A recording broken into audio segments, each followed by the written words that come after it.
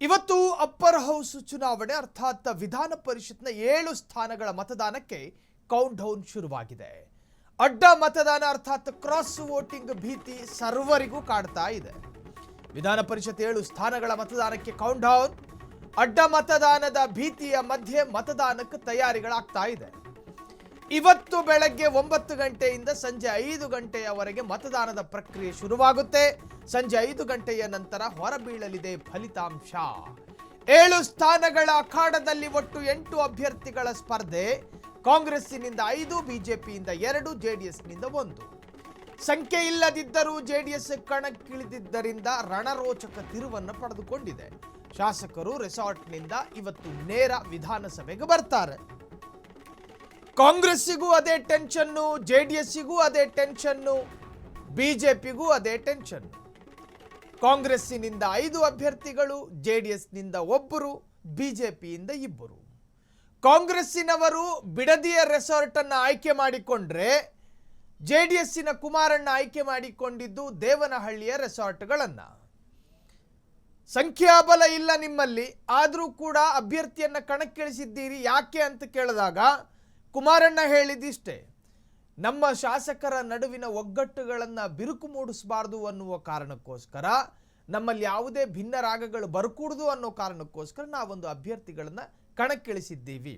ಸರಿ, ಈಗ ಕಾಂಗ್ರೆಸ್ಸಿನಲ್ಲಿ ಒಂದು ಹಂತದ ಅಭ್ಯರ್ಥಿಗಳು ಗೆಲ್ಲುತ್ತಾರೆ, ಅದರಲ್ಲಿ ಯಾವ ಸಂದೇಹವೂ ಬೇಡ. ಆದರೆ ಸರ್ಕಸ್ ಮಾಡಲೇಬೇಕಾಗಿರುವ ಒಂದು ಅಭ್ಯರ್ಥಿಯ ಗೆಲುವಿಗಾಗಿ.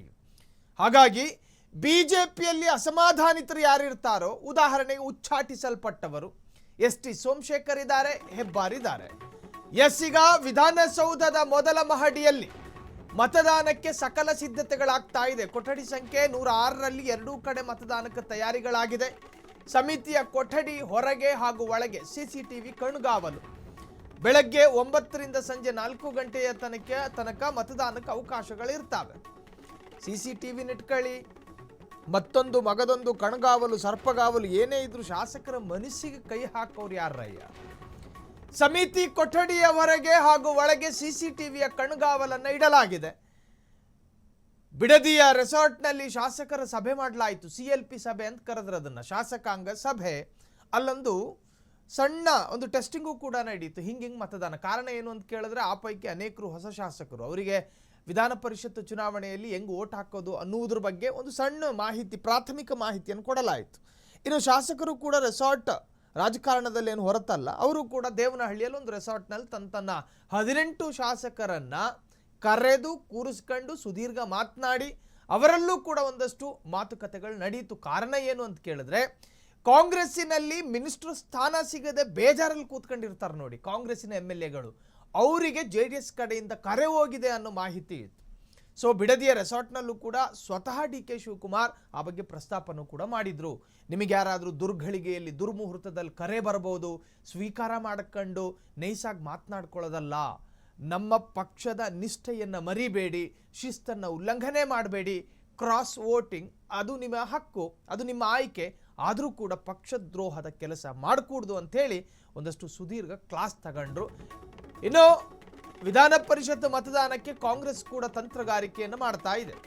ಪ್ರತಿ ಅಭ್ಯರ್ಥಿಗೂ ಹೆಚ್ಚುವರಿ 2 ಮತ ಹಾಕಿಸ್ತಿರುವ ಕೈಗಳು. 4 ಅಭ್ಯರ್ಥಿಗಳಿಗೆ ತಲಾ 30 ಮತ ಹಾಕೋದಕ್ಕೆ ಸೂಚನೆ. 5ನೇ ಅಭ್ಯರ್ಥಿಗೆ 20 ಶಾಸಕರಿಂದ ಮೊದಲ ಪ್ರಾಶಸ್ತ್ಯದ ಮತ. 30 ಮತ ಅಂದ್ರೆ ಒಂದು ಓಟ್ ತರ ಕನ್ವರ್ಟ್ ಆಗುತ್ತೆ. 120 ಶಾಸಕರಿಂದ 2ನೇ ಪ್ರಾಶಸ್ತ್ಯದ ಮತ. 4 ಕೈ ಅಭ್ಯರ್ಥಿಗಳಿಗೆ ಸಮಸ್ಯೆ ಆಗದಂತೆ ಎಚ್ಚರಿಕೆ. 2ನೇ ಪ್ರಾಶಸ್ತ್ಯದ ಮತಗಳ ಮೂಲಕ ಗೆಲುವಿನ ವಿಶ್ವಾಸ. ಕೆಲವೇ ಕ್ಷಣಗಳಲ್ಲಿ ರೆಸಾರ್ಟ್ನಿಂದ ಸ್ನಾನ ಮಾಡ್ಕೊಂಡು ಹೊರಡ್ತಾರೋ ಗೊತ್ತಿಲ್ಲ, ಹೊರಡ್ತಾರಲ್ಲಿಂದ ವಿಧಾನಸೌಧದಲ್ಲಿ ಸಮ್ಮೇಳನ ಸಭಾಂಗಣದಲ್ಲಿ ಜಮಾವಣೆ ಆಗ್ತಾರೆ. ಇವತ್ತು ಎಲೆಕ್ಷನ್ನು ಸಾಮಾನ್ಯವಾಗಿ ಹೆಂಗೆ ನಡೆಯುತ್ತೆ ಅಂತ ಕೇಳಿದ್ರೆ, ಜೆಡಿಎಸ್ ವಿರುದ್ಧ ಅಸಮಾಧಾನಿತರು ಇರ್ತಾರೆ ನೋಡಿ, ಅಂತಹವರನ್ನ ಕಾಂಗ್ರೆಸ್ಸು ಸಮೀಕರಣ ಮಾಡೋ ಪ್ರಮೇಯಗಳಿರ್ತವೆ, ಸಂಪರ್ಕ ಮಾಡೋ ಸಾಧ್ಯತೆಗಳಿರ್ತವೆ. ಅಷ್ಟು ವರ್ಷ ಇದ್ದೆ JDSನಲ್ಲಿ, ಒಂದ್ಸತಿನೂ ಕುಮಾರಣ್ಣ ನಿನ್ನನ್ನು ಮಿನಿಸ್ಟ್ರು ಮಾಡಲಿಲ್ಲ, ಒಂದ್ಸತಿ ಇಲ್ಲಿ ಮನಸ್ಸು ಮಾಡಿ ನೋಡು. ಸರಿ, ನಿಮಗೆ ಉದಾಹರಣೆ ಹೇಳ್ಬಿಡ್ತೀನಿ. JDSನಿಂದ ಫಾರೂಕ್ರನ್ನ ಈ ಬಾರಿ ಏನು ಅವರನ್ನ ನಾಮನಿರ್ದೇಶಿತ ಅಭ್ಯರ್ಥಿಯಾಗಿ ಮಾಡೋ ಸಾಧ್ಯತೆಗಳಿತ್ತು. ಆಗ ಬಿಜೆಪಿ ಅಸಮಾಧಾನಿತ ಅಥವಾ ಉಚ್ಚಾಟಿಸಲ್ಪಟ್ಟ ನಾಯಕ ಯತ್ನಾಳ್ ಹೇಳಿದ್ರು ಫಾರೂಕಿಗೆ ಕೊಟ್ಟರೆ ನಮಗೆ ಓಟ್ ಹಾಕೋದಕ್ಕಾಗೋದಿಲ್ಲ. ಅದಾದ ನಂತರ ಅವರು ಬೇರೆ ಅಭ್ಯರ್ಥಿನ ಆಯ್ಕೆ ಮಾಡಿದ್ರು ಬಿಡಿ. ಸೊ ಈಗ ಬೇರೆ ಬೇರೆ ಪಕ್ಷದ ಅಸಮಾಧಾನಿತರ ಮೇಲೆ ಕಣ್ಣಿಟ್ಕೊಂಡು ಕೂತಿರುವಂತಹ ರಾಜ್ಯದ 2 ನ್ಯಾಷನಲ್ ಪಾರ್ಟಿ ಮತ್ತು ಒಂದು ರಿಜಿನಲ್ ಪಾರ್ಟಿ, ಒಂದು ಪ್ರಾದೇಶಿಕ ಪಾರ್ಟಿ JDS, ಈ ಮೂರೂ ಕೂಡ ಭೀತಿಯಲ್ಲೇ ಇರುವಂತಹದ್ದು. ಸಂಖ್ಯಾಬಲದ ಜೊತೆಗೆ ತಮ್ಮ ಶಕ್ತಿ ಪ್ರದರ್ಶನಕ್ಕೆ ಮುಂದಾಗಿರುವಂತಹ ಪಾರ್ಟಿಗಳು. CM DK ಶಿವಕುಮಾರ್ ಅವರ ಪ್ರತಿಷ್ಠೆಯ ಕಣ ಇದು. ಆ 5ನೇ ಅಭ್ಯರ್ಥಿಯ ಗೆಲುವಿಗಾಗಿ DK ಶಿವಕುಮಾರ್ ಹೋಗದಲ್ಲೇ ಇರೋ ಟೆಂಪಲ್ ಇಲ್ಲ, ಹೋಗದಲ್ಲೇ ಇರೋ ಏರಿಕೇರಿಗಳಿಲ್ಲ. MLC ಎಲೆಕ್ಷನ್ ಅನ್ನುವುದು ಒಂದು ತಾತ್ಸಾರವಾದ ಎಲೆಕ್ಷನ್ ಅಂತ ಅನ್ಕೊಳ್ಳೇಬೇಡಿ. ಅಪ್ಪರ್ ಹೌಸ್ ಚುನಾವಣೆ ಇದು ಒಂದು ಸರ್ಕಾರದ ಅಸ್ತಿತ್ವದ ಪ್ರಶ್ನೆ ಅಲ್ಲದಲೇ ಇದ್ರೂ ಪ್ರತಿಷ್ಠೆಯ ಪ್ರಶ್ನೆ ಅಂತೂ ಆಗಬಹುದು. ಸರಿ, ಈ ಎಲೆಕ್ಷನ್ನಲ್ಲಿ ಟೌನ್ಶಿಪ್ ವರ್ಕೌಟ್ ಆಗುತ್ತಾ, ಟೌನ್ಶಿಪ್ ಇಂಪ್ಯಾಕ್ಟ್ ಆಗುತ್ತಾ? ನೋ. ಕಾರಣ ಜನರಿಂದ ಆಯ್ಕೆ ಆಗ್ತಾ ಇರುವಂತಹ ಪ್ರತಿನಿಧಿಗಳಲ್ಲ ಇವರು. ಜನರಿಂದ ಆಯ್ಕೆಯಾಗಲ್ಪಟ್ಟ MLAಗಳಿಂದ ಆಯ್ಕೆ ಆಗ್ತಾ ಇರತಕ್ಕಂತಹ MLCಗಳು. ಹಾಗಾಗಿ ರಾಜ್ಯದ ಬೇರೆ ಬೇರೆ ಪೊಲಿಟಿಕಲ್ ಡೆವಲಪ್ಮೆಂಟ್ಗಳು ಇದಕ್ಕೆ ಇಂಪ್ಯಾಕ್ಟ್ ಆಗ್ತವೆ ಅನ್ನೋದು ಅದು ನಿಜಕ್ಕೂ ಒಪ್ಪಿಕೊಳ್ಳೋದಕ್ಕೆ ಸಾಧ್ಯ ಇಲ್ಲ. ಆದರೆ ಮೂರೂ ಪಕ್ಷಗಳ ನಿರಂತರ ಪರಿಶ್ರಮಗಳು ಅಭ್ಯರ್ಥಿಗಳ ಗೆಲುವಿಗೆ ಕಾರಣ ಆಗಬಹುದು. ಸೊ BJP, JDS, ಕಾಂಗ್ರೆಸ್ಸು ಹೆಚ್ಚು ಪರಿಶ್ರಮ ಪಡ್ತಾ ಇರೋದು ಕಾಂಗ್ರೆಸ್ಸು. ಬಿಡದಿ ರೆಸಾರ್ಟ್ನಲ್ಲಿ ನಿರಂತರವಾದಂತಹ ಪಾಠಗಳನ್ನು ಕ್ಲಾಸ್ ಸ್ಟ್ರೈಕರ್ಗಳನ್ನು ಕರೆಸಿ ಕ್ಲಾಸ್ ಕೊಡುವಂತಹ ಪ್ರಕ್ರಿಯೆಗಳು ನಡೆಯಿತು. ಅಂಗನವಾಡಿಯಲ್ಲಿ ಮಕ್ಕಳಿಗೆ ಉಪ್ಪಿಟ್ಟನ್ನು ಹಿಂಗೆ ತಿನ್ನಬೇಕು, ಹಿಂಗೆ ಬರಬೇಕು ಅಂತ ಹೇಳ್ಕೊಡ್ತಾರೆ ನೋಡಿ. ಹಾಗೆ ನೀವು ಹಿಂಗೆ ಓಟ್ ಹಾಕಬೇಕು ಏನು, ಅದಕ್ಕೆ ಮಾಕ್ ಟೆಸ್ಟಿಂಗ್ ಅಂತ ಏನು ಕರೀತಾರೋ ಒಂದು ಡೆಮೋ ಟೆಸ್ಟ್ ಕೂಡ ಮಾಡಲಾಯಿತು. ಬ್ಯಾಲೆಟ್ ಪೇಪರ್ಗೆ ಹಿಂಗೆ ಮತ ಹಾಕೋದು, ಇದ್ರ ಬಗ್ಗೆಯೂ ಕೂಡ ಅವರಿಗೆ ಒಂದಷ್ಟು ಪ್ರಾಥಮಿಕ ವಿವರವನ್ನು ಕೊಡಲಾಯಿತು. ಒಟ್ಟಾರೆ ಮೂರು ಪಾರ್ಟಿಗಳು ಕೂಡ ಪರಿಶ್ರಮದಲ್ಲಿದೆ. ಇವತ್ತು ಎಲೆಕ್ಷನ್ ನಡೆಯುತ್ತೆ, ಸಂಜೆ ಫಲಿತಾಂಶ ಪ್ರಕಟಗೊಳ್ಳುತ್ತೆ.